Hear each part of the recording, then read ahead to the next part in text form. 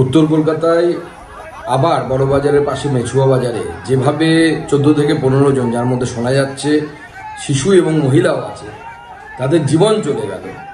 প্রশাসন সম্পূর্ণরূপে ব্যর্থ এবং এই অগ্নিকাণ্ডে যাদের জীবন গেল এটাকে মার্ডারই বলা উচিত, এদের দুর্ঘটনা বলা উচিত না। বারবার কলকাতায় এই ধরনের ঘটনা ঘটছে এবং কলকাতাকে যতুগৃহ বানিয়ে রাখা হয়েছে। আমরা বারবার বলেছি যে মাননীয় মুখ্যমন্ত্রী এই বিষয়ে সদর্থক ভূমিকা নেওয়া উচিত এবং এই বিষয়ে চিন্তা ভাবনা করা উচিত, কিন্তু মাননীয় মুখ্যমন্ত্রীর তো হোদবোধ নেই। তিনি ওদিকে নাচ গান মেলা কালচারাল সেন্টার এই করতেই ব্যর্থ। এখন তো আমাদের মনে হচ্ছে আজকে জগন্নাথ দেবকে নিয়ে এই যে ছেলে খেলা হচ্ছে, তো জগন্নাথ দেব কি রুষ্ট হলেন নাকি এই ছেলে খেলাতে, যে এই 14-15 জনের জীবন চলে গেল? আগামী জানি না আগামী দিনে আরো বাড়বে কিনা, আগামী সময় যত আসছে এই মৃত্যুর সংখ্যা আরো বাড়বে কিনা আমার জানা নেই, কিন্তু এটা টোটাল প্রশাসনিক অপদার্থতার অন্যতম চরম নিদর্শন।